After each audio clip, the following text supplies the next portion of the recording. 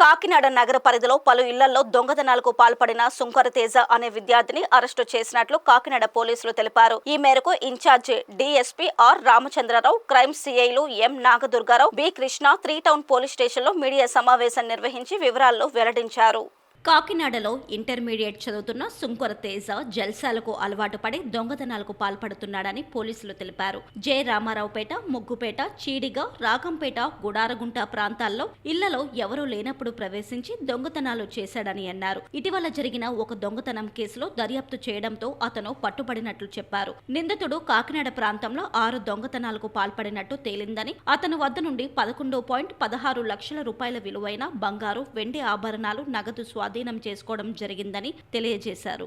ఇళ్ల తాళాలు ఏదైనా వేసుంటే వాటిని గమనించి దొంగతనాలు చేయడం, తలుపులు పగలగొట్టి చేసే ఉంటాయి, తాళాలు తీసే దొంగతనాలు చేసే ఉంటాయి. ఆ విధంగా దొంగతనాలు జరుగుతుంటే మనకి ఈ సీసీ కెమెరాలలో మన సిసిఎస్ టీము, 1 టౌన్ సిఐ గారు వీళ్ళంతా కలిపి ఈ నేరాల గురించి బాగా వాళ్ళ స్టాఫ్తో బృందాలుగా ఏర్పడి తిరుగుతుండగా సీసీ కెమెరాలో వచ్చిన ఇన్ఫర్మేషన్ బట్టి ఐడెంటిఫై చేసి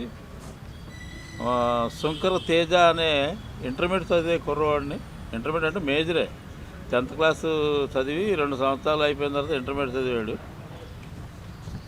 అతను దొంగతనాల కారణం అని చెప్పేసి తెలుసుకొని అతన్ని పట్టుకోవడం జరిగితే సుమారు 6 కేసులు మన కాకినాడ అంటే 1 టౌన్లో 2 కేసులు, ఇంద్రపాలెంలో 2 కేసులు, సర్పారంలో 1 కేసు, తర్వాత 3 టౌన్లో 1 కేసు, ఇలా మొత్తం 6 కేసుల్లో ముద్దాయి కన్ఫెస్ చేసి ప్రాపర్టీ వాళ్ళ తెలుసున్న ఒక ఆడామె ద్వారా అమ్మించాడనమాట జ్యువెలరీలో.